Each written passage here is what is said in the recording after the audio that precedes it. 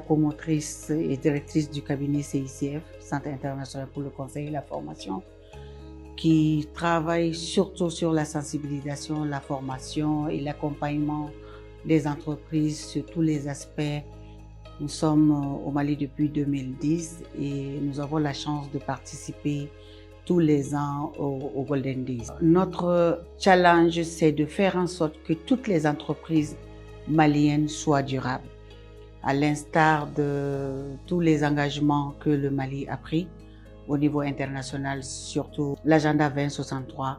Nous avons besoin que nos entreprises soient compétitives, que nos entreprises puissent regorger de cadres valables et qui fassent preuve d'innovation à travers un leadership éclairé et une bonne gouvernance.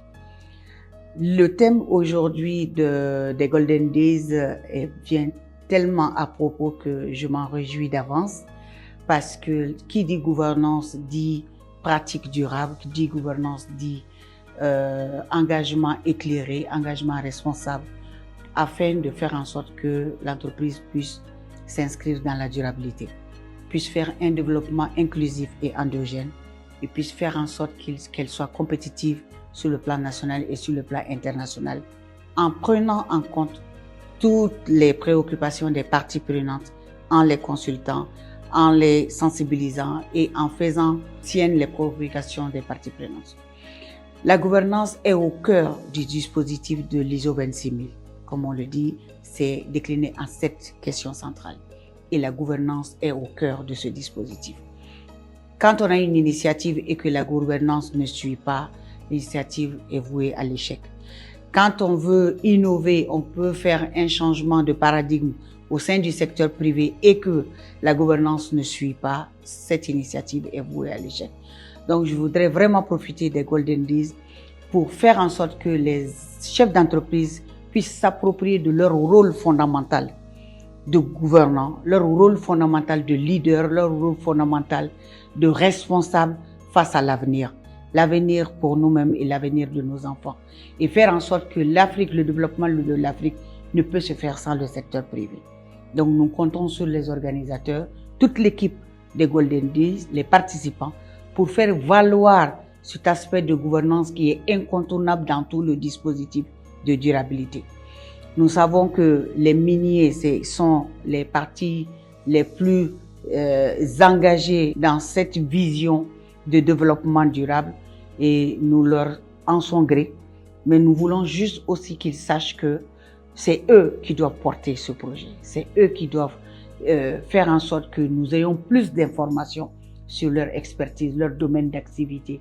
C'est grâce aux Golden Days d'ailleurs que nous avons découvert certains aspects des mines. Parce que sans cela, on n'en avait aucune connaissance.